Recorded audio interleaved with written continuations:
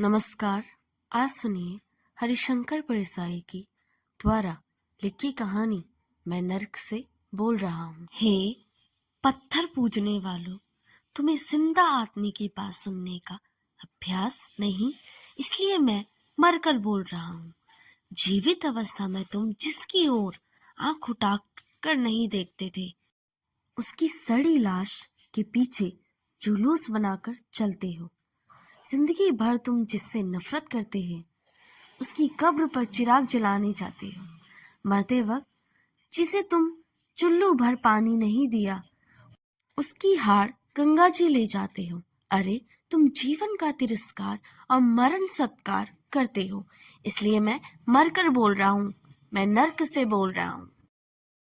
मगर मुझे क्या पड़ी थी कि जिंदगी भर बेजुबान रहकर यहाँ नर्क के कोने से बोलता, पर यहाँ एक ऐसी बात सुनी कि मुझ अभागे की मौत को लेकर तुम्हारे यहाँ के बड़े बड़े लोग भी चकचक हो गई।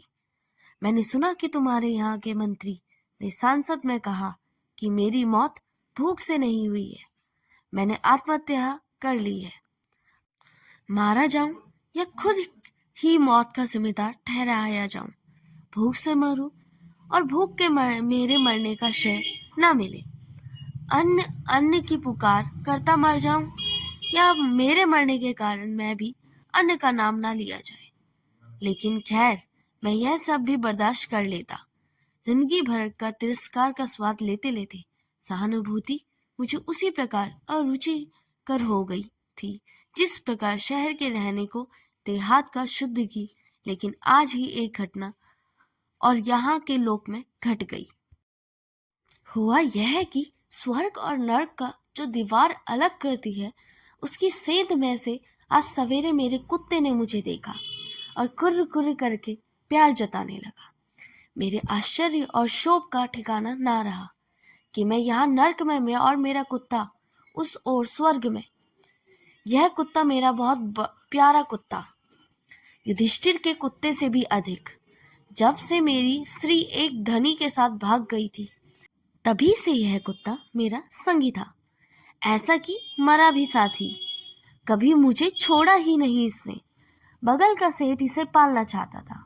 सेठानी तो इसे बहुत प्यार करती थी, पर यह मुझे छोड़कर गया नहीं, लुभाया ही नहीं। सो मुझे सुख ही हुआ कि वह स्वर्ग में आनंद से है, पर मेरे अपने प्रति किए गए अन्याय को तो भुलाया नहीं जा सकता। और भाई, यह तुम्हारा मृत्युलोक तो है नहीं जहाँ फरियाद नहीं सुनी जाती। यहाँ फरियाद को भी दंड दिया जाता है। जहाँ लाल फीते के कारण आग लगने से के साल भर बुझाने का ऑर्डर आता है, यहाँ तो फरियाद तुरंत सुनी जाती है। सो मैं भी भगवान के पास गया और प्रार्थना की, हे भगवान, पृथ्वी का अन्याय भोगकर इस आशा से यहाँ आया हूँ कि न्याय मिलेगा, पर यह क्या, मेरा कुत्ता तो स्वर्ग में है और मैं नर्क में। जीवन भर कोई बुरा काम नहीं किया, भूख से मर गया, चोरी नहीं की, किसी के आगे हाथ फैलाया नहीं, और यह कुत्ता जैसे कुत्ता होता है वैसे ही तो था यह। कई बार अपना भोग खाते पिटा यह, और इसे आपने स्वर्ग में रख दिया।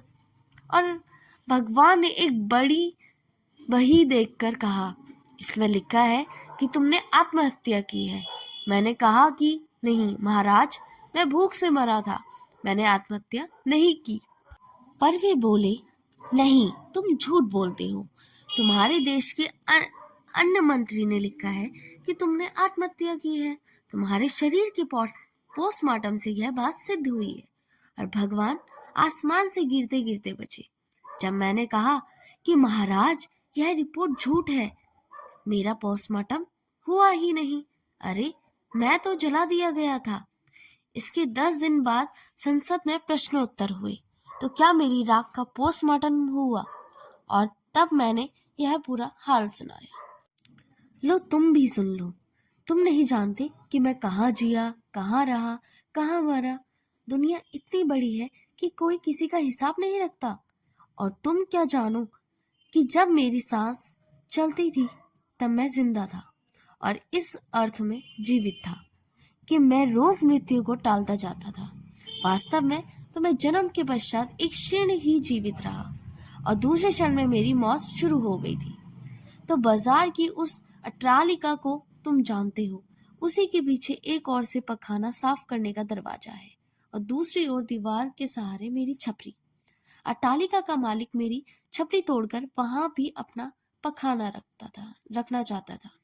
अगर मैं मर ना जाता तो गरीब आदमी की झोपड़ी पर अमीर के पखाने की विजय भी इन आंखों से देखता। बस यही झोपड़ी में रहा मैं। मेरे आसपास अन्न ही अन्न था। दीवार के उस पार से जो चूहे आते थे वे दिन पर दिन मोटे हो जाते थे और रोज तक वे इसलिए नहीं आए कि निकलने का थोड़ा मार्ग बनता रहे। और फिर मैं भी भूखा रहा, बेकार था। अनाज 10 रुपए सेर था। नहीं आए कि निकलने का थोड़ा मार्ग बनाते रहे, पर मैं भी फिर भी भूखा रहा, बेकार था। अनाज 10 रुपए सेर था। इससे इससे तो मेरे लिए मौत सस्ती थी। आखिर मेरी मौत भी आई। जिस दिन आई उस दिन अट्टालिका के उस पर वाले रसोई के लड़के की शादी थी। बड़ा अमीर था।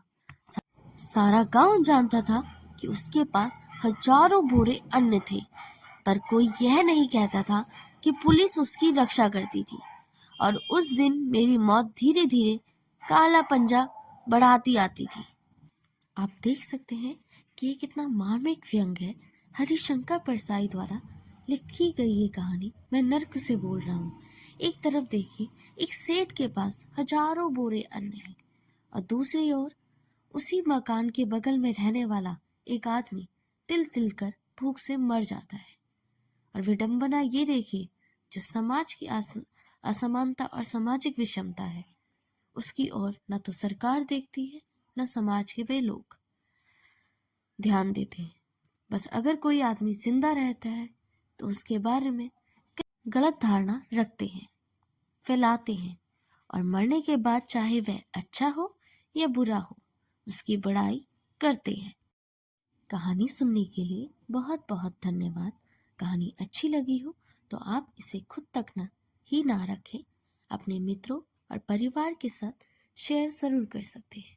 और चैनल अभी तक सब्सक्राइब नहीं किया तो इसे सब्सक्राइब भी कर लें और इसके साथ लगे हुए बेल आइकन को भी प्रेस कर लें, ताकि मेरे द्वारा अपलोड की हुई कहानियों का नोटिफिकेशन आपको हमेशा मिलते रहे।